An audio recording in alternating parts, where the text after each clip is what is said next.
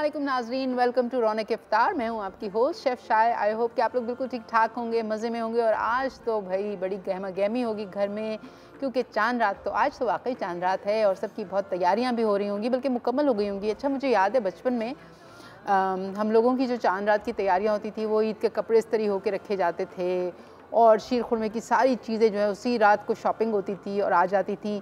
हम ये समझ रहे थे कि कल भी, यानी जो गुज़र गया कल, उसको चांद रात हो सकती थी। तो बच्चे जो है ना वो बड़े एक्साइटेड थे कि शायद आज ईद होगी, लेकिन आज ईद तो नहीं है। लेकिन आज ईद से भी एक बेहतर चीज़ शायद मैं कहूँगी है, जो जुम्मतुल विदा, यानी कि आज आखिरी जुमा हम लोगों ने मनाया, पढ़ा। और इस जुमे की बड़ी फ़जीलतें हैं, बड़े करम हैं, बड़ी रहमतें हैं, उस पर भी आज हम बात करेंगे।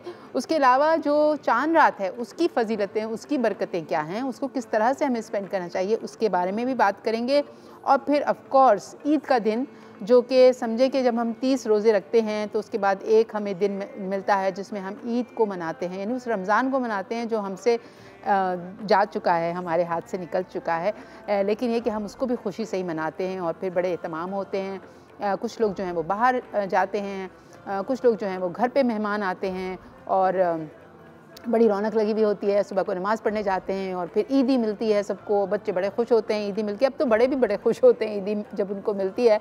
तो आज हम बात करेंगे ईद वाले दिन की भी बात करेंगे कि ये जो हम ईद का दिन मनाते हैं, सुबह नमाज़ पढ़ने जाते हैं घर के मर्द ज़्यादातर, और फिर वापस जब वो आते हैं तो फिर ईदी हमें मिलती है और किस तरह से हम चीज़ें अपनी ट्रॉली में से जाते हैं और किस तरह से हमारे रिश्तेदार और दोस्त अहबाब नॉन स्टॉप सब लोग आते रहते हैं और वही ट्रॉली जो है उसमें से खाली डिशेस जाती हैं और भर भर के वापस आती हैं और किस तरह से ये रौनक भरा दिन हम मनाते हैं। आज इस पर भी बात करेंगे। तो आप बिल्कुल कॉल कर सकते हैं अगर आपके जहन में कोई भी सवाल हो। तो ये लाइव ट्रांसमिशन जो आज आखिरी दिन है, तो आखिरी मौका है, आप हमें कॉल करें और बताएं कि आप ईद कैसे मनाते हैं। उसके अलावा आज ईद के शो में आज हम बना रहे हैं बहुत ही मज़ेदार सा, कल हमने बनाया था शाही टुकड़े, और आज हम बना रहे हैं दम का कीमा। उसके साथ पालक पुलाव बना रहे हैं जो कि बहुत हेल्दी है, क्योंकि दम का कीमा जो मैं बना रही हूँ उसके अंदर क्योंकि कोई सब्ज़ी वगैरह नहीं है तो उसमें फ़ाइबर की कमी होती है। तो पालक पुलाव एक बहुत हेल्दी पुलाव है और इसमें फ़ाइबर आपको बहुत मिलेगा, इसमें आपको विटामिन मिलेगा, इसमें आपको आयरन मिलेगा और एक खुश शक्ल सब्ज़ रंग की चीज़ मिलेगी। अच्छा, अगर आप तारीख़ को देखें या ईरान की डिशेस को देखें या अफ़गानिस्तान की डिशेस को देखें तो वहाँ पे बनती है इस तरह की पुलाव जिसके अंदर पालक का इस्तेमाल होता है और वो ग्रीन कलर की होती है, बड़ी मज़ेदार सी होती है। तो आज हम वो भी बनाएंगे। और फिर वही बात कि चटपटी चटनी, रमज़ान अगर जा रहा है तो क्या हुआ, चटपटी चटनी तो अभी भी हमारे हाथ में है। हमने बहुत सारी चटनियाँ ट्राई की हैं, तो आज भी हम लेमन की एक मज़ेदार सी चटनी बनाएंगे और आपके साथ शेयर करेंगे। और उस दौरान अगर आपके जहन में कोई सवालात हों ईद की ट्रॉली के हवाले से या फिर खाने पकाने के हवाले से, तो आप वो भी हमसे पूछ सकते हैं, हम बिल्कुल हेजिटेट नहीं करेंगे। तो जनाब आप बिल्कुल सेट होके बैठ जाएं, क्योंकि जब हमारा जो उलमा इकराम वाला सेक्शन आएगा ना, उसके अंदर हम बहुत सारे टॉपिक्स को कवर करेंगे ईद के हवाले से, चांद रात के हवाले से, और जो एक खूबसूरत दिन आज का जुम्मतुल विदा हमें मिला है उसके हवाले से। अभी हम जाएंगे एक ब्रेक पे, ब्रेक से वापस आएंगे तो होपफुली मैं मैरिनेट करी हूँगी वो कीमा जिसको बनना है दम का कीमा। हम ले लेते हैं एक छोटा सा ब्रेक।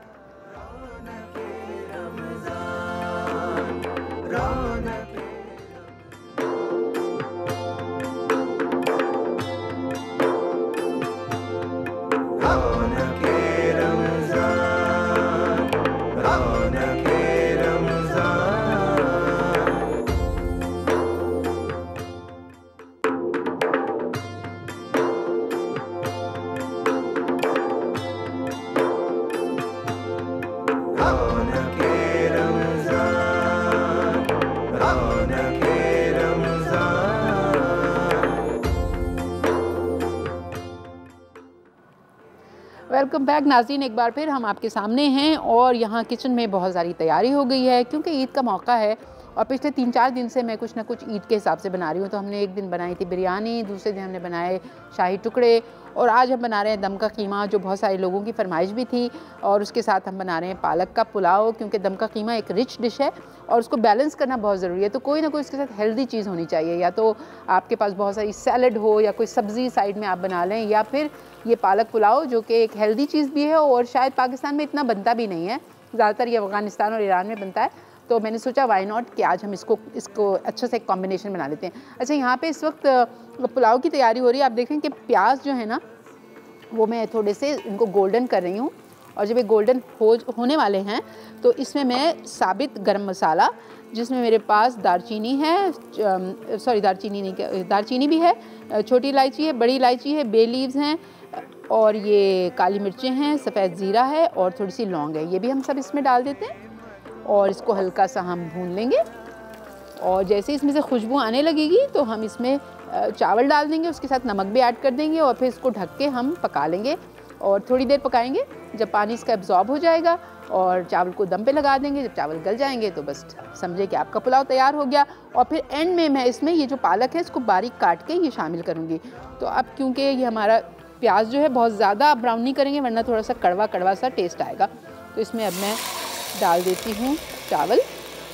और चावल जो है मेरे पास सेला राइस है और सेला राइस जो है बेसिकली बड़ा सेफ़, थोड़ा सा महंगा होता है मगर उसमें ये होता है कि वो ख़राब नहीं होता। अगर आप इसकी ओवर कुकिंग भी कर लें तो ये जो है ना इंटैक्ट रहता है। इसकी ख़ास चीज़ जो है वो यही होती है।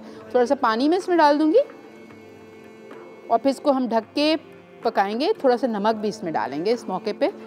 आँच को आप मीडियम हाई रखिएगा शुरू में और फिर बाद में इसको थोड़ी सी लो कर दीजिएगा। और ये आप देख रहे हैं कि अच्छा से ये मिक्सचर जो है ये रेडी हो गया है। और इसमें जो एक इम्पॉर्टेंट चीज़ आ रही है वो है नमक। तो थोड़ा सा हम नमक डाल देंगे और अब इस पे मैं ये ढक्कन ढक दूँगी और आँच इसकी थोड़ी सी मीडियम पे रखेंगे। ठीक है, ये पक रहा है, सेट एंड डन। एक चीज़ से आपका जहन फारिग हो गया। अब आ जाते हैं दूसरी चीज़ पे। दूसरी चीज़ जो हम बना रहे हैं वो भी बहुत मज़ेदार सी है और वो है दम का कीमा। अच्छा, यहाँ पे हमारे पास कीमा है जो कि मेरे हिसाब से बहुत ज़्यादा है क्योंकि कढ़ाई जो है वो हमारी छोटी है, लेकिन चले हम कोशिश करते हैं कि इसको। अच्छा, दम के कीमे में जो चीज़ें जाएंगी वो मैं आपको दिखा देती हूँ। इसके अंदर एक तो दही जाएगा, ठीक है, और ये आप एक रात पहले मैरिनेट करके रख देंगे। तो ये हम डालेंगे इसके अंदर दही, बल्कि सारा ही डाल देते हैं। अच्छा है, जितना ज़्यादा दही होगा उतना मज़ेदार आपका कीमा बनेगा। और दूसरी बात ये कि इसका टेस्ट बहुत अच्छा आएगा और प्लस ये पकाने में भी ना इसको हेल्प करेगा। तो ये मैं डाल रही हूँ इसमें लहसुन अदरक का पेस्ट हम डाल देंगे। ये तकरीबन 2 टेबलस्पून मैं डाल रही हूँ लहसुन अदरक का पेस्ट। और इसमें कलर के लिए मैं कोई आर्टिफिशियल कलर नहीं यूज़ कर रही हूँ, मैं Kashmiri red chilli paste use कर रही हूँ। ये भी हम डाल देंगे और तमाम चीज़ें डाल के फिर आप इसको अच्छा सा मिक्स करके ढक के ओवरनाइट फ्रिज में रख दें और अगले दिन फिर आप इसको पकाइएगा तो इसका टेस्ट लाजवाब होगा। ये डाल दिया हमने।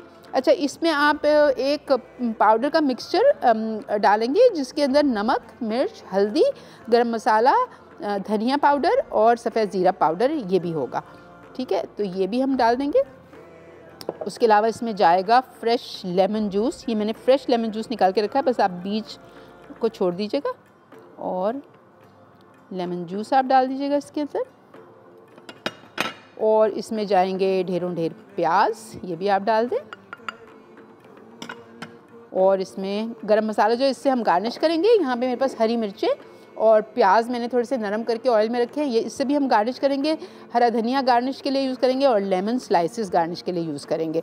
अब हम ऐसा करते हैं कि इसको एक चमचे की मदद से अच्छा सा मैरिनेट कर लेते हैं। बस आप सपोज़ कर लें कि मैंने इसको मैरिनेट कर दिया है और रात गुजर चुकी है और अगले दिन जब ये हमारे पास फ्रिज में से निकलेगा तो इसकी शक्ल कैसी होगी, है ना। मैं इसलिए नहीं कर सकती कि मुझे आपको दिखाना होता है और ताकि आपको सामने करूँगी ना तो आपको ज़्यादा अच्छा आइडिया भी हो जाएगा। हो सकता है आपकी पिक्चर मेमोरी जो है वो काफ़ी तेज़ हो तो फिर वो आपकी पिक्चर में भी रह जाएगा, है ना, आपकी याददाश्त में रह जाएगा वो। तो लेकिन बस जस्ट मेक श्योर कि आपने इसको। अच्छा, इसके अंदर जो मैंने ये मिक्स मसाला यूज़ किया है इसके अंदर ऑलरेडी नमक है मगर, और दही जो है वो भी मैंने थोड़ा सा स्मेल किया था तो थोड़ा सा खट्टा है, तो नमक जो है वो फिर हम इसमें कम डालेंगे। और दम का कीमा जो होता है बेसिकली उसकी जो ख़ास चीज़ होती है वो यही होती है, एक तो एक रात पहले उसको इन तमाम अच्छे से मसालों के साथ आप मैरिनेट करके रख दें और दूसरा फिर आखिर में आप इसको एक धुआं लगाते हैं जो कि कोयले का होता है। ये फॉयल है मेरे पास। जब ये पक जाएगा ना फिर मैं इसको धुआं लगाऊंगी। ये जो कोयले हैं इनको जला के फिर इसके बीच में रख के हम ढक्कन अच्छे से ढक देंगे और फिर ये बहुत अच्छी सी इसमें एक स्मोकी सी खुशबू आ जाएगी। और फिर आप इसको सर्व करें तो आप इसको पूरी के साथ भी ट्रॉली पे, ईद की ट्रॉली पे सर्व कर सकते हैं, क्योंकि अक्सर लोग जो है ना दोपहर को आते हैं तो छोले दही बड़े वो तो होते ही हैं, लेकिन अगर कोई इस तरह की ड्राई सी चीज़ भी रखी हो ना तो उनका लंच भी हो जाता है और आप भी एम्बेरस फील नहीं करते कि वो खाने का टाइम था, हमने तो इनको पूछा ही नहीं, because there is nothing ready. तो अगर आप ये एक रात पहले ही रेडी करके रख लेंगे ना या सुबह में भी कर लेंगे तो नो प्रॉब्लम। ओके, तो इसमें मैं थोड़ा सा नमक भी ऐड कर दूँगी और लेमन जूस बहुत ज़रूरी है, उससे ना इसका जायका बहुत अच्छा आएगा। और अब मैं क्या करूँगी कि इस कढ़ाई में ऑयल हम डालेंगे और ऑयल बहुत ज़्यादा नहीं डालेंगे, आप तकरीबन 1/4 कप ऑयल जाएगा इसमें सिर्फ। और मेरा ख्याल से चावल थोड़े से उबल रहे हैं, चावल का ढक्कन मैं खोल देती हूँ। बल्कि 1/4 से भी कम, आप चाहें तो तकरीबन 2 से 3 टेबल स्पून बस ले सकते हैं, क्योंकि इसमें ज़्यादा ऑयल नहीं जाता। अब ये क्योंकि मिक्सचर अच्छा से रेडी हो गया है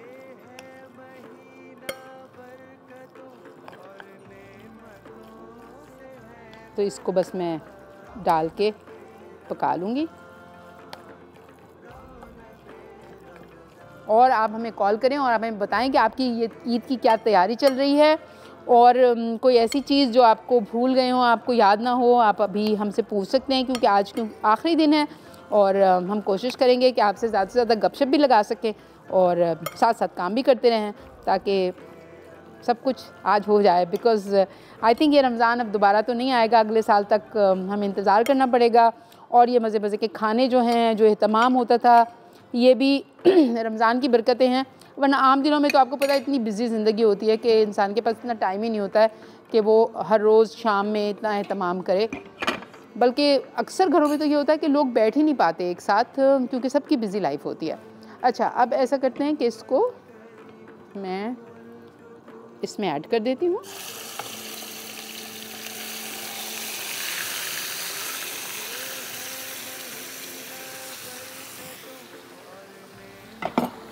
और हमारे साथ रिजवान है हैदराबाद से, उनसे बात कर लेते हैं। अस्सलाम वालेकुम रिजवान।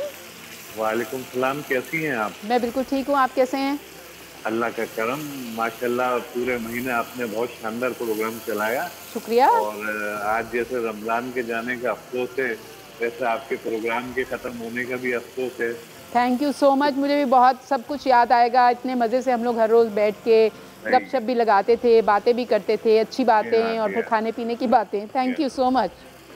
मैं दुआ करता हूँ कि अल्लाह ताला ऐसे हज़ारों रमज़ान आपको हम सबको दिखाए, आमीन। ताकि ये खुशियाँ हम ऐसी मनाते रहें। आमीन। और तेज की ईद भी मुबारक। थैंक यू, आपको भी ईद मुबारक।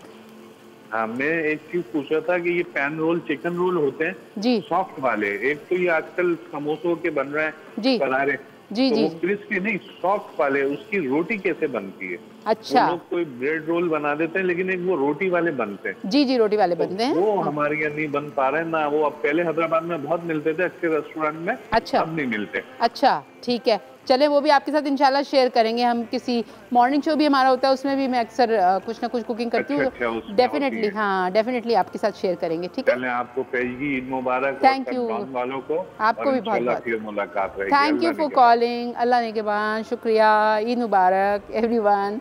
और वाकई ये तो सही बात है कि ये जो रमज़ान का हमारा साथ था, ये कोई एक स्पेशल साथ था ना, और अब ये अगले साल तक नहीं आएगा, तो दैट्स वन थिंग। लेकिन वही बात है कि चलें, अल्लाह मियाँ ने हमारे लिए ना इस पूरी ज़िंदगी में बहुत सारी चीज़ें रखी हैं जिनसे हम फ़ायदा उठा सकते हैं, जिनको हम यूज़ करके खुशी हासिल कर सकते हैं, खुशियाँ बांट सकते हैं। और हमारे जो रौनक इफ्तार का मकसद भी यही था कि हम इसमें रौनक लगाएं तो सही, मगर रौनक को बांटना जो है ना वो सबसे इम्पॉर्टेंट चीज़ होती है।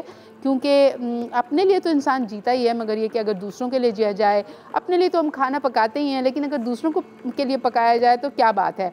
लेकिन उसमें सबसे इम्पॉर्टेंट चीज़ ये होती है कि आप मिल के बैठें और मिल के खाएँ, बांट के खाएं, किसी को कोई शिकायत ना हो। तो ये जो है ना, ये रमज़ान का एसेंस है जो कि हमें हर हाल में याद रखना है। आप ये देख रहे हैं कि किस तरह से ये कीमा जो है ये पानी छोड़ रहा है। अच्छा, अगर ये बड़ा पैन होता तो मैं इसको और ज़्यादा घोट के पकाती, मगर क्योंकि ये बड़ा पैन नहीं है तो अब ज़रा मुझे रिस्ट्रिक्शन के साथ काम करना पड़ रहा है। फरजाना की कॉल है कराची से, उनसे बात कर लेते हैं। अस्सलाम वालेकुम फरजाना। वालेकुम अस्सलाम। बहुत सारी दुआएं, बहुत सारा प्यार आपको, आपकी पूरी टीम को दिल की गहराई से खुश रहिए, आबाद रहिए। थैंक यू, शुक्रिया बहुत बहुत। कैसी हैं आप? रमज़ान और आने वाली ईद हमेशा नेमतों बरकतों के साथ मुबारक हो। अल्लाह ताला सबको खुशियाँ लेके आए था। शुक्रिया। पूरी टीम ने मेहनत करी है। यकीन कीजिएगा कि बहुत सी चीज़ें सीखने को मिली हैं। एक तो देश प्रदेश की चीज़ें जो हम सिर्फ सुनते थे, और इतनी सबसे बड़ी आपको सलूट करते हैं कि आपने आसान अंदाज में बनाना सिखाई है। चलें, शुक्रिया, थैंक यू सो मच। हम सोचते थे ना मसाले ऐसे होंगे, लेकिन वाकई रमज़ान में कहते हैं ना इंसान झूठ नहीं बोलना चाहिए, लेकिन आपने भी सफाई से प्यारे अंदाज में सिखाई है कि हमारी डिशों में इजाफा हो गया है। वरना तो वो होती है कि हमारे पाकिस्तानी जो है तो ये चीज़ें भी सीख रहे हैं, चाहे अपना तरीका है जी। सारी आपकी तरसानी, आपकी पूरी टीम को मेरी बहुत सारी दुआएं कि अल्लाह ताला बहुत सारी खुशियाँ दे। बहुत थैंक यू, बहुत शुक्रिया, बहुत शुक्रिया। आप जैसे कॉलर्स जो हैं हमारे लिए बड़े वैल्यूबल हैं और हमें भी बहुत खुशी होती है जब आप लोग कॉल करते हैं और अप्रिशिएट करते हैं, तो हमारा दिल चाहता है कि हम और अच्छे से अच्छा करें। तो बहुत बहुत शुक्रिया। और यहाँ पे चावल जो है, पुलाव जो है ये रेडी हो रहा है। आप देख रहे हैं कि कितना अच्छा इसका कलर भी आ रहा है। अब क्योंकि पानी इसमें कम रह गया है तो मैं कोशिश करती हूँ कि इसको ढक के और बिल्कुल हल्की आंच कर दूँ और बस ये दम पे आ जाएंगे तो बिल्कुल ये सेट हो जाएंगे चावल, ठीक है। और यहाँ पे हम भून रहे हैं ये दम का कीमा। जा रहे हैं एक छोटे से ब्रेक से वापस आएंगे तो मैं ये जो पालक है इसको काटूंगी और कुछ इसकी गार्निश तैयार करूंगी। हम ले लेते हैं एक छोटा सा ब्रेक।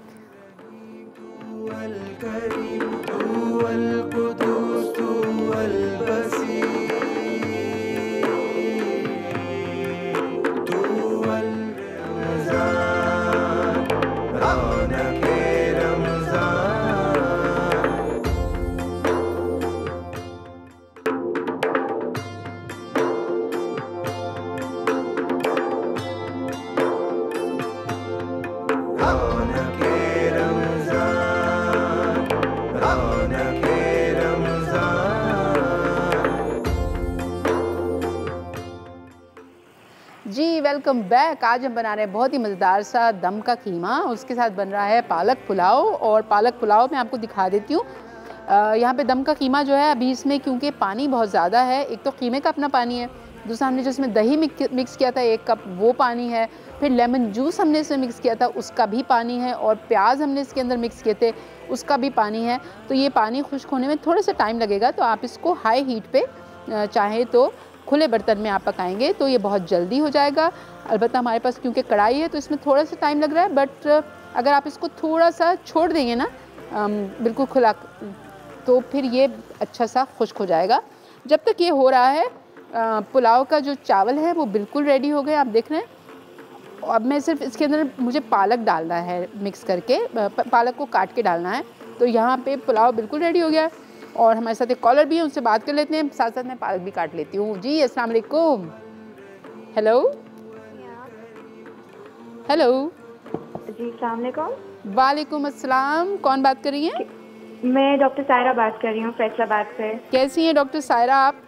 मैं ठीक ठाक अल्हम्दुलिल्लाह। आप बताएं कैसी हैं आप? मैं बिल्कुल ठीक हूँ। आप मुझे ये बताएं कि इस रमज़ान में लोगों की सेहत सही रही? आपके पास बहुत ज़्यादा पेशेंट्स तो नहीं आए? नहीं, सरप्राइजिंगली इस बार तो बहुत कम आए। मैं एक्सपेक्ट करी थी कि डिहाइड्रेशन के साथ आएंगे, बट बहुत कम। चलें, दैट्स वंडरफुल, बहुत अच्छा। इसका मतलब है लोगों में अवेयरनेस आ गई है कि वो अवेयरनेस आ गई है ना? Exactly, very good very good. चले, थैंक यू। आपका शो बहुत अच्छा है माशाल्लाह। आप खुद बहुत अच्छी हैं, आपकी पर्सनालिटी मुझे बहुत अच्छी लगी। मैंने बहुत अच्छे बात आपको मतलब किसी एक शो को मैंने फॉलो किया काफी टाइम तक। अच्छा। पूरा रमजान आपने जितनी भी डिशेस बताई बहुत हेल्दी थी, मैंने खुद ट्राई की, बहुत डिलीशियस थी। Wonderful, thank you so much. बस अब आगे भी खुश खुश रहें और ऐसे ही शो करें, आगे भी कंटिन्यू जरूर करिएगा। बिल्कुल जरूर करूंगी। आप लोगों की सपोर्ट रही तो इंशाल्लाह we will make it better and better every day. Yes इंशाल्लाह। Thank you doctor Saira. Eid मुबारक इन एडवांस। आपको भी बहुत बहुत ईद मुबारक हो और बहुत शुक्रिया। मैंने इसमें थोड़ा सा पुदीना डाल दिया। आप देखिए हमारे कॉलर्स कितने अच्छे हैं, कितने डेडिकेटेड हैं, कितने सिंसियर हैं। तो जब ऐसे लोग हमें कॉल करते हैं और शो की तारीफ़ करते हैं जबकि मैं जो हूँ ना, ज़ाती तौर पे मैं आपको बताऊँ, मैं परफेक्शनिस्ट हूँ, और परफेक्शनिस्ट जो इंसान होता है ना, वो कभी अपने काम से खुश नहीं होता है। तो उसी तरह मैं भी कभी अपने काम से खुश नहीं होती। लेकिन बहरहाल मेरी एक छोटी सी कोशिश, आप लोगों की सपोर्ट, आप लोगों की मोहब्बत, तो thank you thank you thank you so much. अच्छा, अब आ जाते हैं, आप देख रहे हैं मैंने इसमें पुदीना डाल दिया थोड़ा सा, और अब ये इसका पानी तकरीबन खुश्क होने के लिए बस तैयार हो रहा है। और यहाँ पे पालक है, पालक बहुत अच्छा आया हुआ है। बहुत ज़्यादा पालक आप इसमें नहीं डालेंगे, लेकिन अगर आपको पसंद है तो आप डाल सकते हैं। और पालक को मैं बिल्कुल बारीक काट रही हूँ।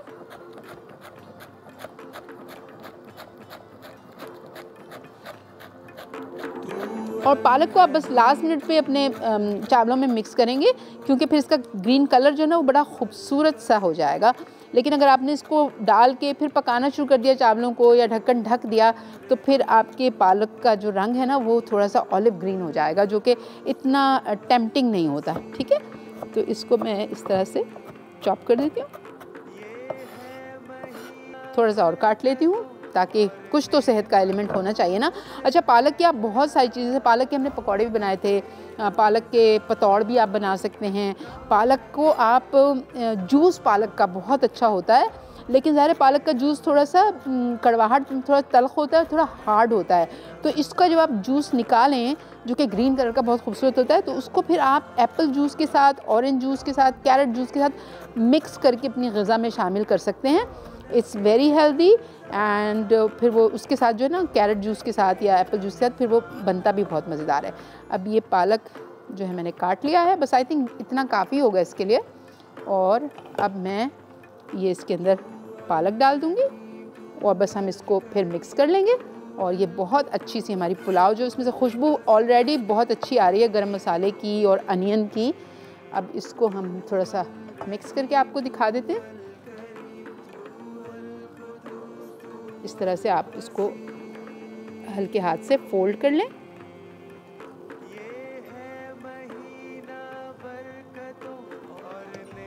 और जनाब ये देखें, आपका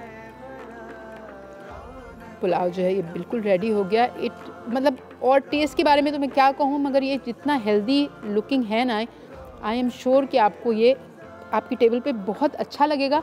मतलब मैं तो जब टेबल देखती हूँ ना, तो गोश्त की डिश ठीक है, गोश्त की डिश अच्छी लगती है, बट अगर आपकी टेबल पे आपको सेहतमंद चीज़ें और सब्जियां और वो भी सब नज़र आ रही हो ना साथ साथ, तो फिर उसका मज़ा ही और होता है। तो ये पुलाव बिल्कुल रेडी हो गया। इसको चाहूँ तो मैं निकाल भी सकती हूँ, एक बोल में निकाल लेती हूँ, ताकि आप अच्छे से ही देख लें। चावल बिल्कुल गल गए हैं, और इसमें जो ये तेज़पात यानी बे लीफ जो हमने डाला है, इसमें जो गरम मसाला हमने इस्तेमाल किया है, गरम मसाले की अपनी इफ़ादियत है।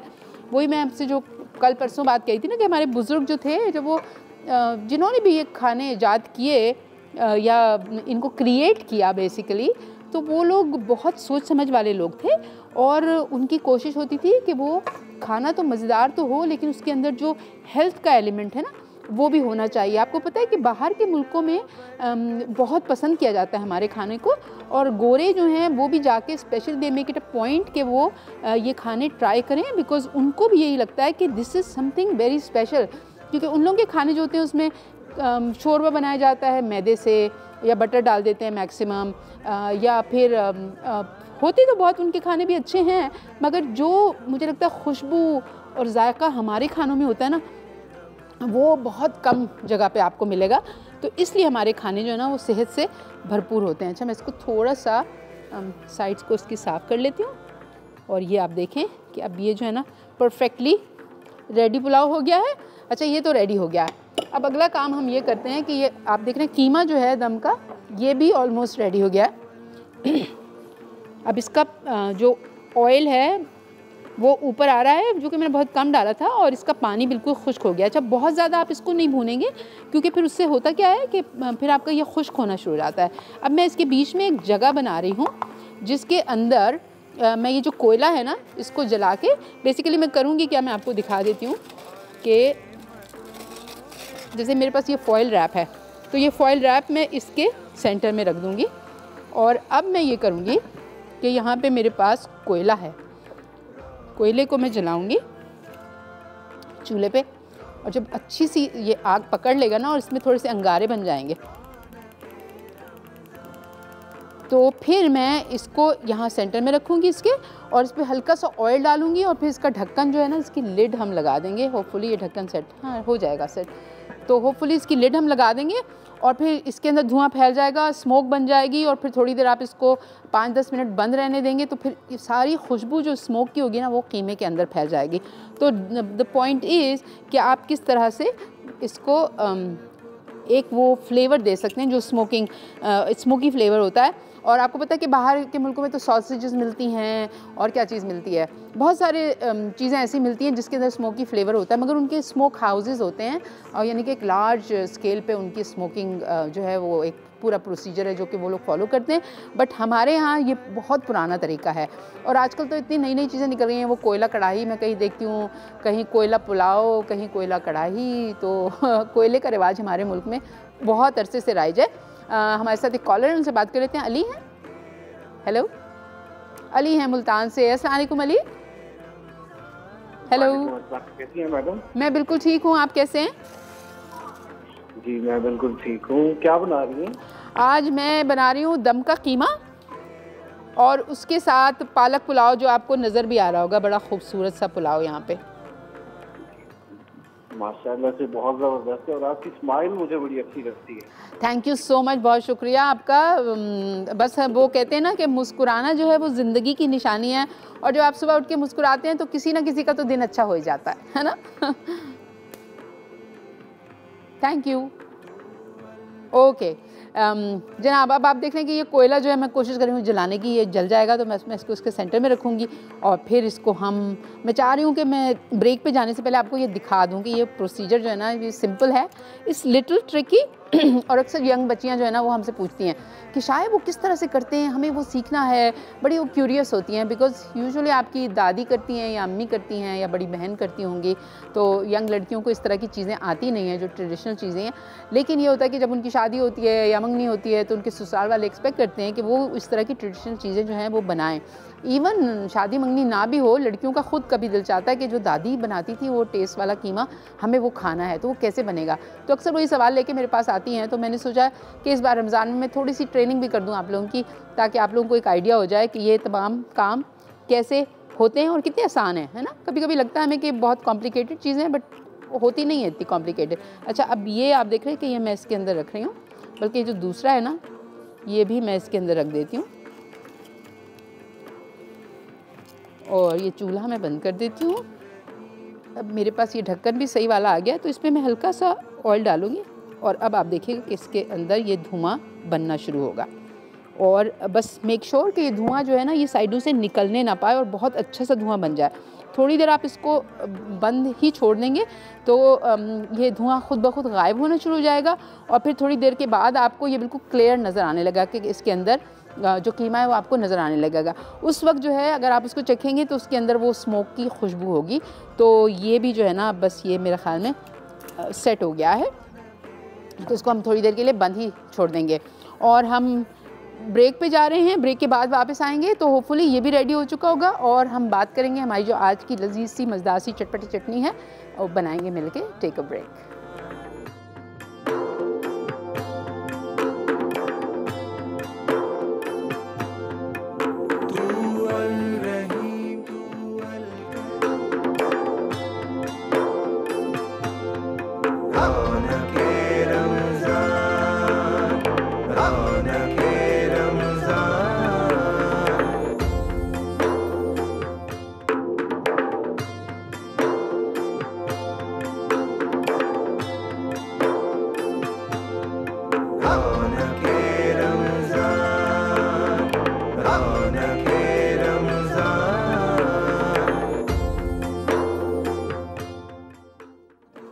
जी वेलकम बैक। हम एक बार फिर किचन में हैं और यहाँ बन रहा है बहुत ही मज़ेदार सा दम का कीमा, और मैंने कोशिश की कि इसको मैं अच्छा सा स्मोकी फ्लेवर दे दूँ, और मेरा ख्याल में अब ये बिल्कुल रेडी हो गया। मुझे सब ने बता दिया कि जो खुशबू आ रही है ना उससे लग रहा है कि ये दम का कीमा जो है बिल्कुल तैयार हो गया है। अब हम इसको निकाल लेते हैं एक प्लेटर में या बोल में या डिश में, जिस तरह भी आप सजाना चाहें इसको सजा सकते हैं। और बस इसको जो हम गार्निश इसकी करेंगे आखिर में, वो मैं आपको दिखा देती हूँ कि हम किस तरह करेंगे। इसको आप इस तरह से फैला दें, जिस भी प्लेटर में आप लगा रहे हैं उसमें आप इसको इस तरह से फैला दें और फिर इसके ऊपर जो चीज़ें जाएंगी वो मैं आपको दिखा देती हूँ। हम इस पर नींबू रख देंगे क्योंकि ये नींबू उन लोगों के लिए हैं जिनको थोड़ा सा खट्टा ज़्यादा चाहिए होता है। तो ये आपने रख दिए। साथ में आप इसके एक एक मिर्च भी सजा दें। यहाँ पे ये आ गई मिर्च, और ये जो हमने प्याज थोड़े से तल के रखे हैं हल्के से, इनको आप लगा दें इस तरह से। यहाँ से थोड़े से इधर कर देते हैं, यहाँ से थोड़े से और कर देते हैं। इस तरह से आपने प्याज लगा दिया इस पर। ये जो ऑयल है ये भी आप डाल दें, और ऑफ कोर्स इसमें हरा धनिया जो है वो तो बहुत ही ज़रूरी है। तो कुछ थोड़ा सा अच्छा सा हरा धनिया आप ले लें, उसको बारीक काट के,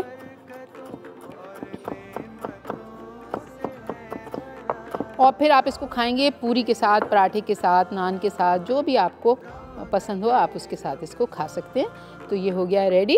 तो पुलाव भी रेडी हो गया है और ये भी रेडी हो गया है। अब हम जा रहे हैं चटनी पे, और चटनी के लिए लहसुन और लाल मिर्च ये मैंने फ्राई करके थोड़ी सी रख लिया इसको अच्छा सा।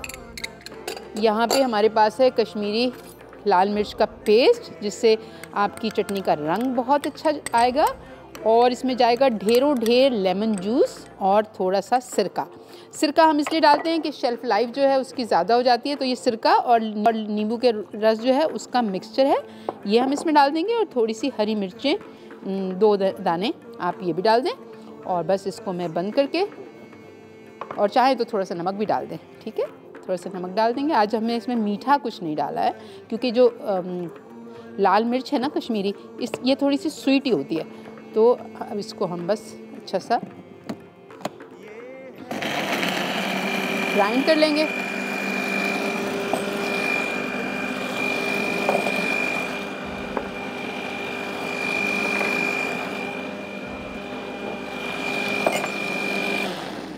और इसकी शक्ल बता रही है कि बिल्कुल रेडी हो गया है। अच्छा, जो दम के कीमे पे एक चीज़ हम भूल गए हैं वो है गरम मसाला पाउडर। ये आप ज़रूर डालिएगा क्योंकि इससे जो है ना इसका कीमे का एक नया फ्लेवर आपको मिलेगा, और खुशबू भी एक अच्छी सी इस पे आपको मिलेगी। ये हो गया, और चटनी भी हम निकाल लेते हैं,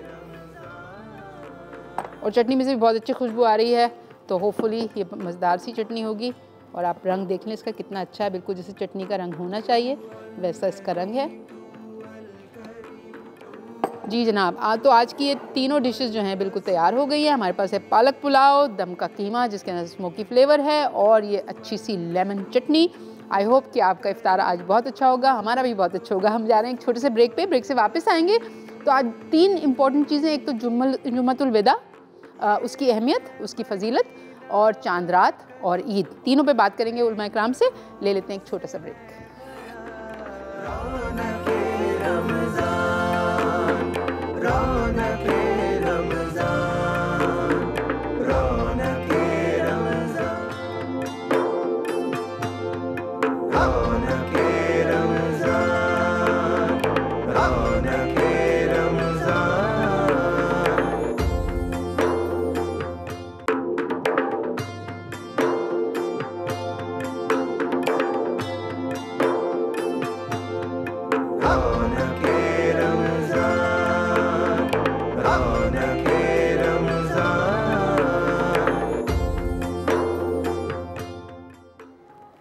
जी वेलकम बैक, एक बार फिर आपको खुशामदीद। हमने बनाई है बहुत मज़ेदार सी चीज़ें यहाँ पे, क्योंकि आज चांद रात भी है, आज जुम्मतुल विदा भी है, और कल ईद की तैयारी भी है। तो हमने बहुत मज़ेदार सा दम का कीमा बनाया है, पालक पुलाव बनाई है, और चटनी बनाई है। लेकिन इससे ज़्यादा इम्पॉर्टेंट ये चीज़ है कि हम दीन और इस्लाम की रोशनी में ये जानने की कोशिश करें कि खाना तो हमारे लिए ज़रूरी है, लेकिन हमें ये पता चले कि आज की रात कितनी इम्पॉर्टेंट है, आज का दिन कितना इम्पॉर्टेंट है। फ़र्स्ट ऑफ़ ऑल जुम्मतुल विदा, बहुत हम लोग खुश नसीब हैं कि आज ईद नहीं हुई, हमें जुम्मा मिल गया। हमारे साथ हमेशा की तरह डॉक्टर हसन रिजवी स्टूडियो में मौजूद हैं, आपको वेलकम कहते हैं डॉक्टर साहब। और कल सब लोग वो बच्चे बहुत उछल रहे थे कि उनको लग रहा था कि ईद हो जाएगी ना, लेकिन फिर क्योंकि ईद नहीं हुई तो बच्चों का तो थोड़ा सा वो डिसअपॉइंटमेंट उनको हुई। लेकिन आई थिंक हम जो बड़े हैं हमें ज़्यादा फिक्र थी कि जुम्मतुल विदा हमें मिल जाए, क्योंकि इसकी एक ख़ास बरकत है, एक बड़ा सवाब है। तो थोड़ा सा आज हम पहले बात करेंगे जुम्मतुल विदा पे कि बिल्कुल अलविदा कह रहे हैं उसको, और फिर चांद रात की तरफ आ जाएंगे और फिर ईद कैसे मनाई जाए, ये भी एक बहुत इम्पोर्टेंट चीज़ है ना। तीनों बातें ना, तो थोड़ा सा जुम्मतुल विदा का हमें बताएं। बिस्मिल्लाहिर्रहमानिर्रहीम। देखिए वैसे ही जुमे का दिन जो है ना जी, हदीस में आता है कि ये सैयदुल अय्याम है, यानी तमाम दिनों का सरदार है। ठीक है।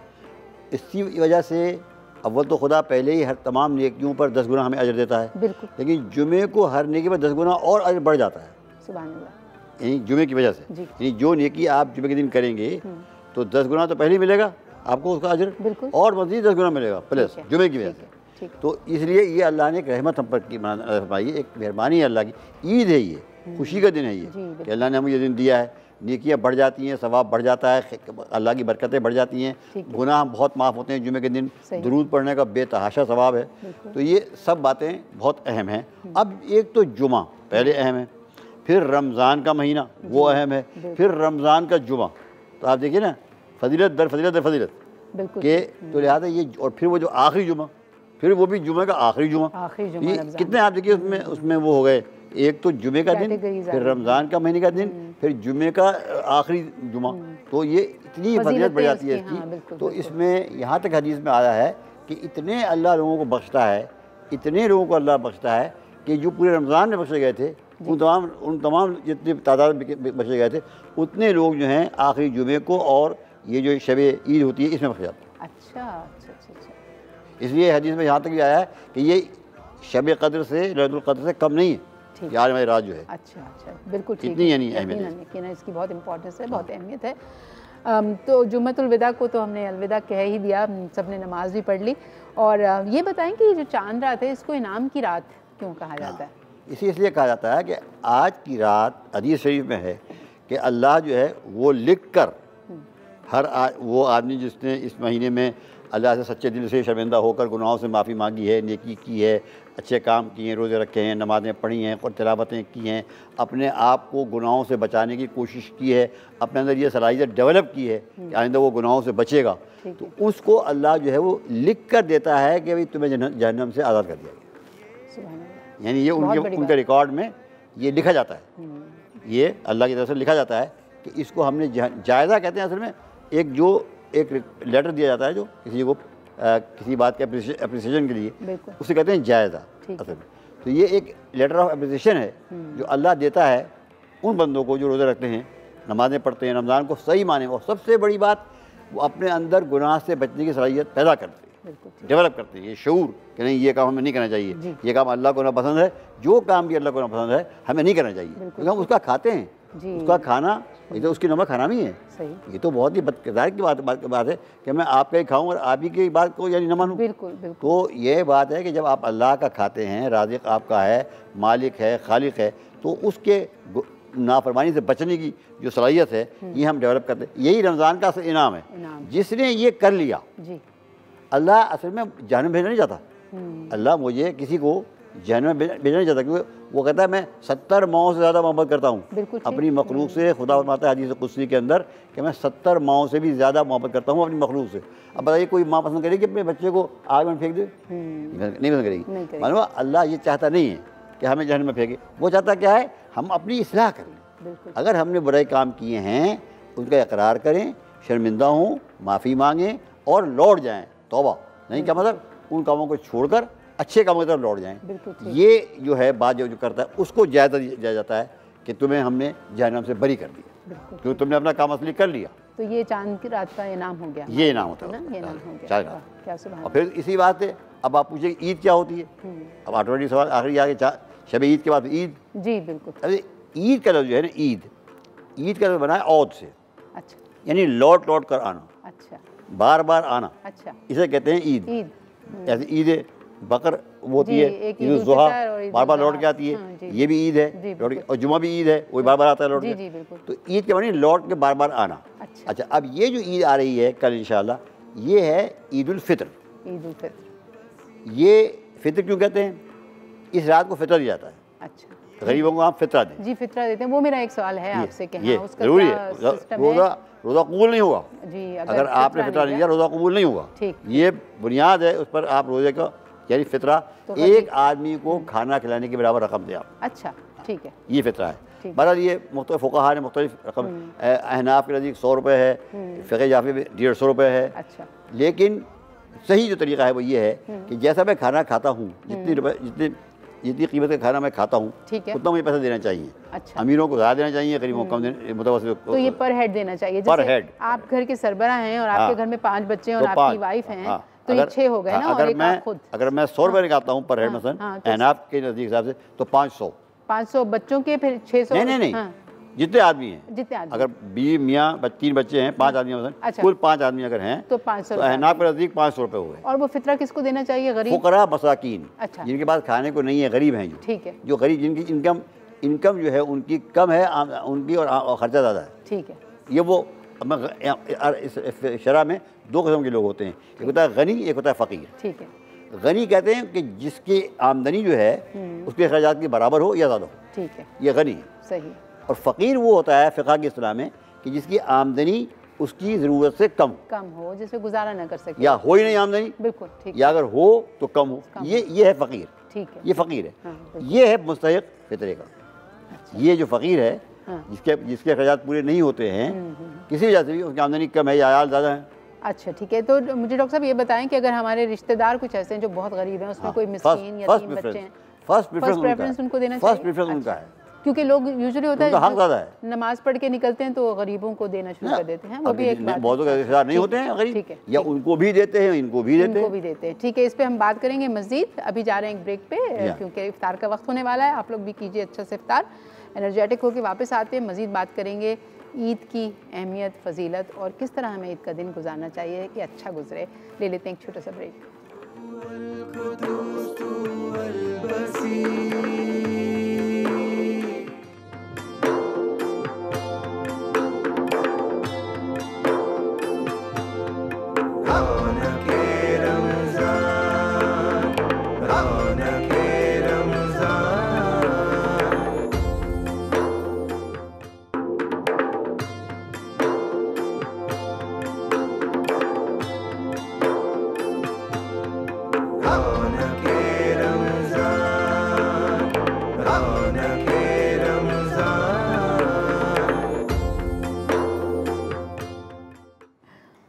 जी वेलकम बैक नाजरीन, एक बार फिर आपको कहते हैं खुश आमदीद। हमने रोज़ा इफ्तार किया है, आई एम श्योर कि आपने भी रोज़ा इफ्तार कर लिया होगा, और ये आज आखिरी इफ्तारी भी हमने खा ली इस साल की। इंशाल्लाह अगले साल का हम इंतज़ार अभी से शुरू कर देंगे कि रमज़ान आएंगे, फिर हम ये करेंगे, है ना। बहुत सारे प्लान्स हम बनाते हैं रमज़ान में, और उसमें हम अच्छे खाने भी खाते हैं, ईद का इंतज़ार भी करते हैं। लेकिन जो रमज़ान का एसेंस है, या रमज़ान का जो बेसिकली रूट है ना, वो ये है कि हम किस तरह से अपने अंदर सेल्फ़ कंट्रोल पैदा करें, वो तमाम आदात अपने अंदर डेवलप करें जो आगे जाके हमें हेल्प करें और हमें एक अच्छा इंसान बनने में मदद दें। अभी हमें ज्वाइन किया है मुफ्ती नूर रहमानी ने भी, आपको भी वेलकम कहते हैं। कैसा आप लोगों को फ़ील हो रहा है? आज आखिरी हमने रोज़ा साथ मिलकर इफ्तार किया, अब आप अपने घर चले जाएंगे और मैं अपने घर चली जाऊँगी, फिर नेक्स्ट ईयर ही देखेंगे एक दूसरे को शायद। देखें, ईद की खुशी तो है कि कल ईद है, और एक गम की कैफियत ये होती है कि अब पूरा साल इफ्तारी का मज़ा नहीं होगा, तरावी का मज़ा जो एक होता था, मसाजिद के अंदर रुकूअ सुजूद का एक जायका होता था। हम जब जाते थे तो कोई रुकू में होता था, कोई सजदे में होता था, कोई क़याम में होता था, कोई तस्बीह में होता था, कोई तहलील में होता था, कोई कुरान की तिलावत कर रहा होता था, कोई दुरूद मुस्तफ़ा सल्लल्लाहु अलैहि वसल्लम पढ़ रहा होता था। दुनिया में ये कैफियत है, पूरी चरागा होता था, मस्जिद में एक रौनक होती थी, सब चीज़ें होती थी। अब वो चीज़ जो है ना वो मादूम सी हो जाएगी। लेकिन खुशी इस बात की है कि अल्हम्दुलिल्लाह अल्लाह ने 30 रोज़े जो है वो पाकिस्तान में नसीब फरमाया खैरियत और आफ़ियत के साथ, अल्हम्दुलिल्लाह। इसका एक मैसेज है जी। असल में रमज़ान शरीफ जो आते हैं वो अमले तत्हीर के लिए आते हैं, तस्किये के लिए आते हैं, अंदर के इंसान की सफाई के लिए आते हैं। जो वायरस आ जाते हैं ना पूरा साल जी, उसको जो बुराइयाँ होती हैं, जो छोटे छोटे वायरस होते हैं, उसको ये एंटी वायरस होता है रमज़ान। सही, जब आप रमज़ान में दाखिल होते हैं तो एंटीवायरस सप्लाई हो जाता है और सारे अमराज जो होते हैं, वायरस होते हैं, वो निकल जाते हैं। अब आपका काम है कि आप एंटीवायरस को पूरे 11 महीने अपलोड रखें। बिल्कुल ठीक, उसको ज़ाया ना होने दें। अगर आप ज़ाया होने देंगे तो फिर आपने सारे काम बेकार किए। अमली तत्हीर ऐसा कि जिस तरह, मिसाल देता हूँ, जिस तरह एक कपड़ा होता है, वॉशिंग मशीन में जाता है, वॉशिंग होके बाहर निकलता है, इसी तरह अल्लाह ताला आपको ऐसा महीना अता फरमाता है कि आप गुनाह लेकर आते हैं, नेकियों की वॉशिंग में से बाहर निकलते हैं और शव्वाल में पाकीज़ा और साफ़ होकर निकलते हैं। आपको चाहिए कि आप रमज़ान का एहतराम करें। अगर आप रमज़ान का एहतराम करेंगे, जो आज की रात लैलतुल जायज़ा, बिल्कुल इनाम वाली रात को आपको आज अपने इनामात को लेना है। बिल्कुल ठीक। बेवकूफ़ शख्स वो होता है कि जो मजदूरी करने के बाद मजदूरी ना ले, और कामयाब वो शख्स होता है जो मजदूरी ले। अल्लाह सुब्हानहू व तआला आज आपको आपकी जो है इबादत की मजदूरी देगा, तो आप मजदूरी लें, अपनी रात को बर्बाद ना करें मार्केट्स की सूरत में, दूसरी सूरत में जाकर के आज की रात आपने रब को मनाएं। याद रखिएगा कि ईद का माना बार बार लौट कर आने वाली चीज़ है। जी बिल्कुल। सैयद उमर बिन खत्ताब रज़ी अल्लाह तआला अन्हु, डॉक्टर साहब 22 मुरब्बा मील पर जिनकी हुकूमत, वो ईद के दिन गमगीन है। किसी ने पूछा अमीरुल मोमिनीन, ए खलीफतुर रसूल, ए बादशाह, ये बताइए कि आप आज की रात, कहा ईद तो उसकी होगी जिसकी इबादत और रियाज़त और नमाज़ें रब की बारगाह में कबूल। बिल्कुल ठीक। एक मैसेज दिया कि अगर मैंने नमाज़ें पढ़ी हैं, इबादत की हैं, रोज़े रखे हैं, तो फिर तो ईद का मुझे ईद की खुशी महसूस होगी। और जिनने रमज़ान में रोज़े ही नहीं रखे तो उनको ईद की खुशियाँ कैसे महसूस होंगी। तो आप कुछ अच्छा, एक चीज़ और भी मैसेज है, नबी अलैहिस्सलाम जा रहे हैं, एक बहुत बड़ा पैगाम। देखा एक यतीम बच्चा जो रो रहा है, आप पूछते हैं कि भाई तुम क्यों रो रहे हो, कहा कि सब ने नए नए कपड़े पहने हैं और मैंने नहीं पहने। आप उसे अपने घर लेके जाते हैं, घर में उसको अच्छे कपड़े पहनाते हैं और कहते हैं कि क्या अच्छा नहीं है कि मोहम्मद तेरा बाप बन जाए और आयशा तेरी माँ बन जाए। तो जब बच्चा बाहर निकलता है बताता है, लोगों सुनो कि आज मुझे रसूलुल्लाह ने अपना बेटा बनाया है और अम्मा आयशा सिद्दीक़ा तैयबा मेरी वालिदा है। मैसेज ये है कि आपको नेकी करनी है ईद के दिन। गर्मी बहुत ज़्यादा है, हर साल हीट स्ट्रोक आता है, तो नबी की इस सुन्नत से हम एक चीज़ लेते हैं कि हमें मखलूक के काम आना है। ठीक है। हुजूर ने यतीम बच्चे के सर पे हाथ रखा, आप इस ज़मीन पर हाथ रखें और नीम के दरख्त या जो मुख्तलिफ़ किस्म के दरख्त हैं, ईद के दिन नीयत करके लगाएं कि ए अल्लाह, इसका जो नीचे आके जो लोग बैठेंगे इससे फैज़याब होंगे, उसका जो एहसाल होगा वो तमाम उम्मत मुस्तफ़ा सल्लल्लाहु अलैहि वसल्लम के लिए। इस तरह की नेक अमल करें जिससे जब तक क़यामत नहीं आती, जब तक आप ज़िंदा हैं, तो उससे आप इफ़ादा करते रहें। कुएँ खुदवा दें, ठीक है, ये सदका जारिया में है।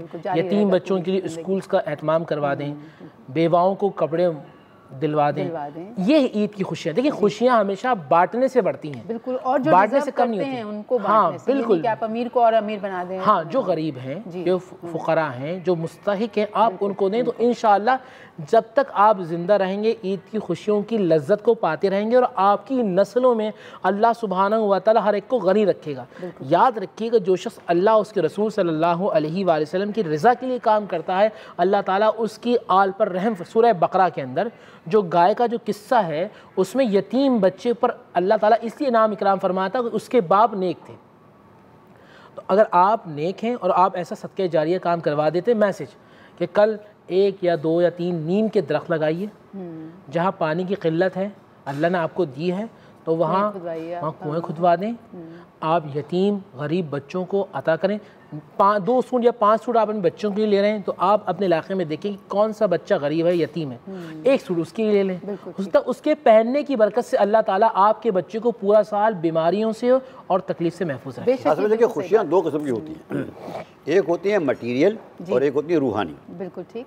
आप खाना खाते हैं, अच्छे कपड़े खुद से पहनते हैं, अच्छी सवारी, ये आपको मादी खुशी होती है, ये मटीरियल खुशी होती है। मगर ये रूहानी खुशी नहीं है। रूहानी खुशी कब होती है? जब आप दूसरे की हेल्प करते हैं। बिल्कुल ठीक। जब आप दूसरे पर इसरार करते हैं, ईसार करते हैं, यानी कुर्बानी देते हैं। यानी आपने जैसे फरमाया मुफ्ती साहब ने कि आपने अपने बच्चों के लिए कपड़े बनाए ईद के मौके पर, आपने 2 यतीम बच्चों का बना दिया साथ में। सही।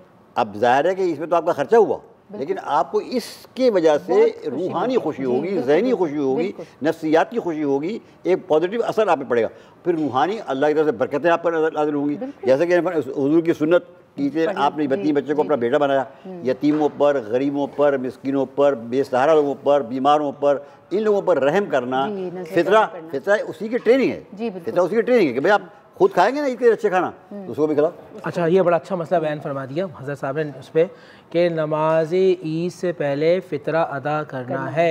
गंदम के मुताबिक 100 रुपये है, जौ के मुताबिक 240 रुपये अहनाफ के नज़दीक है, और किशमिश के मुताबिक 1920 रुपये है। तो कल आपको अपना स्टेटस देखना है कि आपको अपने लाइफ देखनी कि आपका खाने का मेयार कैसा है। हाँ, अगर आपका अच्छा मामला है तो आप मतलब 240 रुपये दें, और आपको अल्लाह ने नेमतें अता की हैं तो आप 1920 रुपये एक शख्स का फ़ितरा होगा। घर में जितने अफराद हैं, वालिद अगर सरपरस्त हैं तो वो सबका अदा करेंगे। एक का गंदम के मुताबिक 100 रुपये है। हाँ, तो आम यहाँ पर तो गंदम नहीं खाते हैं ना। अच्छा, जो अगर आप अच्छे थोड़ा अमीर हैं, लेकिन जो गरीब किस्म के लोग हैं उनके लिए 100 रुपये, जो थोड़ा आला तबके के लोग हैं उनके लिए 240 रुपये, और जो आला अपर लेवल के लोग हमारे कहलाते हैं, जो बर्गर फैमिलीज कहलाती हैं, उनके लिए 1920 रुपये फ़ितर है। अच्छा, ठीक है, ठीक है। तो अगर घर में समझें यानी तकरीबन 2000 रुपये हो गया। हाँ, 2000 रुपये पर पर्सन। जी हाँ, तो अगर कल नमाज ईद से पहले अदा कर। अच्छा, ठीक है। अच्छा, अगर जो शख्स अदा नहीं करता उसके रोज़े जो है वो ज़मीन और आसमान के नज़दीक मुअल्लक़ हो जाते हैं। अच्छा, कबूल नहीं होते। इट इज़ वेरी इंपॉर्टेंट, कबूल नहीं होते जब तक वो आप अदा ना करें। मतलब ईद की नमाज से पहले उसको अदा कर दें। Very nice. अच्छा, ये बताइएगा मुझे कि अब चांद रात हो गई, हमने फ़ितरा भी दे दिया सुबह को नमाज से पहले, और फिर ईद का दिन हम कैसे मनाएं? ये एक बहुत ही मेरे ख़्याल में अहम सवाल भी है। और बेसिकली हम समझते हैं कि बस क्योंकि ईद आ गई तो हमारा सेल्फ़ कंट्रोल एक तरफ रख दिया, उसको जो दिल चाह रहा है खा रहे हैं, सुबह से लेकर रात तक खा रहे हैं, उससे बहुत लोग बीमार भी हो जाते हैं ना। दूसरा ये कि एक्साइटमेंट इतनी होती है, लोग आ रहे हैं जा रहे हैं, तो वो जो एक हमारा इबादत का एक रूटीन बन चुका होता है उसमें भी खलल पड़ जाता है। तो आप मुझे बताइए कि किस तरह से नहीं, मिलना लोगों का आना जाना, लोगों जाके मिलना, उनकी खुशी में शरीक होना, उनको अपनी खुशी में शरीक करना, ये भी इबादत है। बिल्कुल ठीक। इट्सेल्फ नियत अलामाल बिन्नियात। अगर मकसद फ़कत तफरी है तो वो तो ख़त्म हो गई। लेकिन अगर आप इसलिए किसी मोमिन के घर, मुसलमान के घर जा रहे हैं कि भाई ईद की खुशी मैं इसको दूँ, इससे ईद की खुशी में शरीक हूँ, इसको भी शरीक करूँ, तो ये इबादत है खुद। ये अच्छी बात। देखिए, हर वो काम जो अल्लाह सुब्हानहू व तआला के हुक्म के मुताबिक की जाए वो उसमें इबादत है। वालिद साहब से मिलने के लिए इबादत, वालिदा से मिलने के लिए इबादत, आप अपने सास ससुर के लिए गए कि बीवी की दिलजोई हो कि अल्लाह सुब्हानहू व तआला का हुक्म है, तो ये भी इबादत है। जो आपका सवाल था वो एतदाल वाला मामला है। आज कल के दिन हमें एतदाल का मामला रखना है, हर चीज़ में एतदाल। डेफिनेटली हमेशा एतदाल। इसमें मजीद बात करते हैं। एक ब्रेक का टाइम आ गया, ब्रेक से वापस आएंगे तो तफसील से बात करते हैं कि ये जो ईद का दिन जो कल है उसको हम कैसे अच्छे से मनाएं और क्या क्या उसके फ़राइज़ हैं जो अंजाम देते हुए हम उसकी खुशियाँ समेटें। मिलते हैं एक ब्रेक के बाद।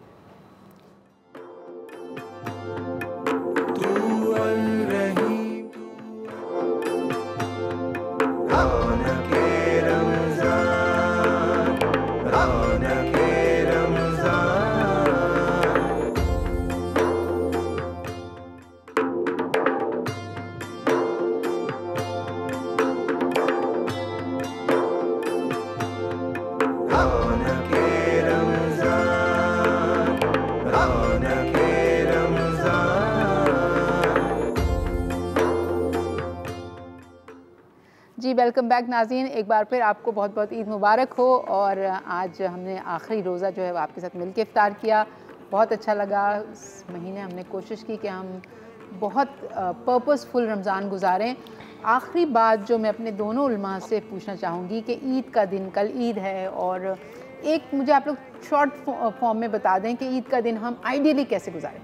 सबसे पहली बात तो फितरा जी, जैसा कि मुझे साहब ने कहा कि ईद की नमाज से पहले देना चाहिए फितरा दिया। आप बल्कि आज रात को भी दे सकते हैं। हमारे फिक्र जाफरी में तो आप क्या अनाफ में भी है, दे सकते हैं। आप रात को ही दे सकते हैं। रात को आप जो गुरबा फुकरा मसाकिन फितरा, क्योंकि सुबह सवेरे कहाँ मिलेंगे आप? जी बिल्कुल बिल्कुल। मतलब वो एक यानी गुरबा का ख्याल, मतलब फितरे से मतलब क्या, गुरबा का ख्याल। तो ईद फ़कत अपने आप न बनाएं, फ़कत अपने बच्चों की ईद न बनाएं, अपने जो पड़ोस या आपके यहाँ आने वाले, अगर आप अमीर हैं, आपके पड़ोस में गरीब लोग नहीं रहते हैं, वो गरीब लोग जाते हैं बेचारे मांगने के लिए, उनका भी ख्याल करें। तो फितरा दे दिया डॉक्टर साहब, फिर उसके बाद नमाज़ पढ़ने चले गए। फिर नमाज़ पढ़ेंगे, ठीक है। गुस्ल करना चाहिए, गुस्ल भी बहुत ज़रूरी है। गुस्ल नहाना, वज़ू करना, नए कपड़े पहनना, फिर जाना ईद के वहाँ पर। नमाज तो पढ़नी है, वो तो मेन फर्स्ट और फॉरमोस्ट है, मगर वहाँ जो और मुसलमान आए हैं ईद पढ़ने के लिए, उनसे भी खुशियों से मिलना है, उनको भी मुस्कुराहट के साथ, अच्छे जुमलों के साथ, अच्छे अल्फाज। एक हदीस में आता है कि जो शख्स मोमिन को इस मोमिन से इस तरह मिलता है कि मोमिन खुश हो जाता है, ठीक है, तो जब वो अल्लाह से मिलेगा तो अल्लाह उसको खुश कर देगा। Very nice. तो लोगों को खुश करना, ठीक है, ये भी आज की ईद के अमाल में अहम अमल है। बिल्कुल ठीक। फिर लोगों को मिलने जाना, कब्रिस्तान जाना। अच्छा, कब्रिस्तान जाना, वहाँ जाके जो आपके बुजुर्ग हैं उनकी फातिहा पढ़ना, ताकि उनको भी फ़ायदा पहुँचे, उनको याद रखा जाए, खुशियों के अंदर उनको शरीक किया जाए। उनको बेशक। मुफ्ती साहब, आप कुछ इसमें ऐड करना चाहेंगे? देखिए एक बात याद रखिएगा, जो मुआनी का फरमाया, मुआनी कहते हैं गले मिलना। हदीस रसूल सल्लल्लाहु अलैहि वसल्लम में ये आती है हदीस, जो अल्लाह उसके रसूल की मोहब्बत की खातिर दो मुसलमान भाई जब आपस में मिलते हैं, उनके जुदा होने से पहले अल्लाह दोनों की बख्शिश मग़फ़िरत फरमा देता। कितना बड़ा मकाम है मोहब्बत। अच्छा, दिलों को साफ़ करना है। ईद के दिन अगर किसी के लिए कोई बुराई है तो वो बुराई ख़त्म करनी है। कोई हसद का मामला है वो ख़त्म करना है। ये जो एक बला आ गई ना पाकिस्तान के अंदर, व्हाट्सएप कर देना, ये मैसेज कर देना, ये जो सारे घर में सब लोग मौजूद हैं और वाईफाई अगर बंद कर देना तो फिर तो आपस में गले मिल लेंगे। अगर वाईफाई चल रहा हो तो फिर कोई किसी से मिलना पसंद नहीं करता। आप जाके मिले, बनफ़से नफीस मिले। देखिए एक मुसलमान को देखकर मुस्कुराना भी इबादत बन जाता है, सदका बन जाता है। जाके मिलिए। और फिर जिस तरह फरमाया कि अपने वालिदैन की कब्र पर जाएँ तो वहाँ अहद कीजिए कि अब्बा जान जिस तरह आप हमें बचपन में, या अम्मा जान आप हमें बचपन में नसीहत करते थे अच्छा इंसान बनने की, तो हम आज आपसे वादा करते हैं कि हम अच्छा इंसान बनेंगे। दूसरों को खैरुन्नास मैं यनफुन्नास, सब में तुम में से बेहतरीन शख्स वो जो नफ़ा देने वाला हो। तो मैं अपनी ज़ात से नफ़ा दूंगा, मैं अपनी ज़बान से, अपने कलाम से, अपनी गुफ्तगू से, अपनी बात से दूसरों को नफ़ा दूंगा। ये कान वहाँ इस्तेमाल करूँगा जहाँ लोगों के नफ़ा होता हो, लोगों की ग़ीबत, बुग़्ज़, अदावत में इस्तेमाल नहीं करूँगा। ये हाथ वहाँ इस्तेमाल करूँगा जहाँ देने वाली मामला हो, लोगों को नफ़ा पहुँचे। तो हमें अपने तशख़्ख़ुस को रखना है और ईद का दिन हमें मुसलमान भाइयों के काम आना है।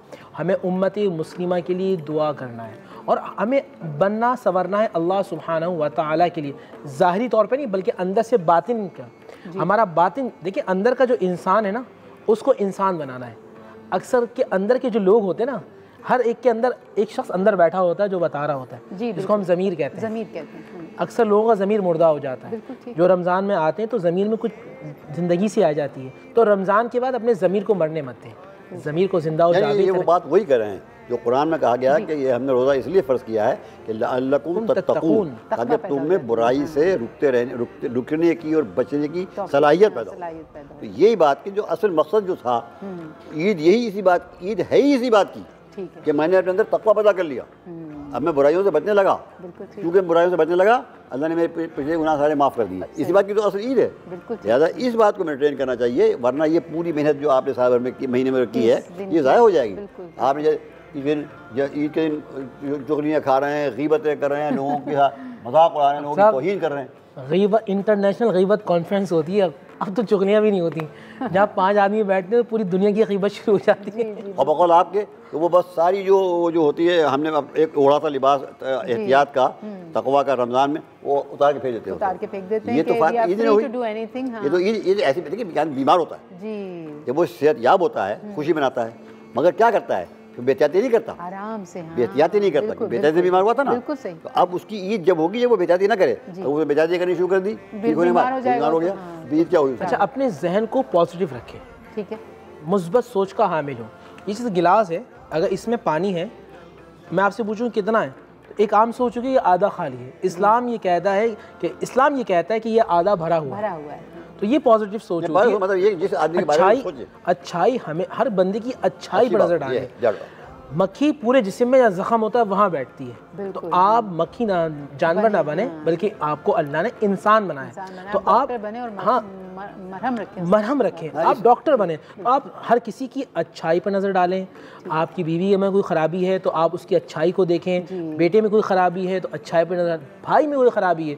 इस वक्त जो खूनी रिश्ते ना वो डॉक्टर साहब सफ़ेद हो चुके हैं। तो हमें आज का पैगाम यह है कि खुदा के लिए जो अल्लाह ने जिन रिश्तों को बनाया है उन रिश्तों को मजबूत रखें। हदीस शरीफ में अगर तुम चाहते हो कि तुम्हारी उम्र बढ़े, सुलह रहमी करो, रिश्तों को मजबूत करो। बेशक बेशक, आप दोनों को मेरी जानिब से बहुत बहुत ईद मुबारक हो, हमारी पूरी टीम की जानिब से, और आप सबको भी बहुत बहुत मुबारक, और हमारी जानिब से भी तमाम आलम इस्लाम को ईद मुबारक। जी, ईद मुबारक। खासतौर से डॉन न्यूज़ को मुबारक हो हमारे साथ। बिल्कुल बिल्कुल, डॉन न्यूज़ को, टीम को, आप सबको ईद मुबारक। और जाते जाते हम चाहेंगे कि एक दुआ मांग लें रमज़ान के इख्तिताम की, और 30 सेकंड है हमारे पास। अल्लाहुम्मा सल्ली व सल्लिम अला सय्यिदिना व मौलाना मुहम्मद व अला आलिहि व अस्हाबिहि सय्यिदिना व मौलाना मुहम्मद मअदिनिल जूदि वल करम। या अल्लाह या रहमान या रहीम, रहम करने वाले रब्बे करीम हम सब पर रहम फरमा, करम करने वाले रब्बे करीम हम सब पे करम फरमा। ऐ अल्लाह हमारे सगीरा कबीरा गुनाहों को मुआफ़ फरमा, आइंदा गुनाहों से बचने की तौफीक अता फरमा। ऐ अल्लाह जो कल ईद का दिन है पाकिस्तान में खुशी का पैगाम लेकर आए, ऐ अल्लाह यहाँ पाकिस्तान में नफ़रतों को मोहब्बत में तब्दील फरमा ले। ऐ अल्लाह बदहाली को खुशहाली में तब्दील फरमा ले। ऐ अल्लाह बीमारी को सेहतयाबी में तब्दील फरमा दे। ऐ अल्लाह आने वाला वक्त हम सब के लिए बाइज़ खैर फरमा दे। रब्बना आतिना फिद दुनिया हसना व फिल आखिरी हसना व क़िना अज़ाबन नार व क़िना अज़ाबल हश्री व क़िना अज़ाबल क़ब्री व क़िना अज़ाबल मीज़ान। वसल्लल्लाहु अलैहि मुहम्मदिही व आलिही व अस्हाबिही अजमईन बिरहमतिका या अरहमर राहिमीन बिहक़्क़ि ला इलाहा इल्लल्लाह मुहम्मद रसूलुल्लाह सल्लल्लाहु अलैहि वसल्लम।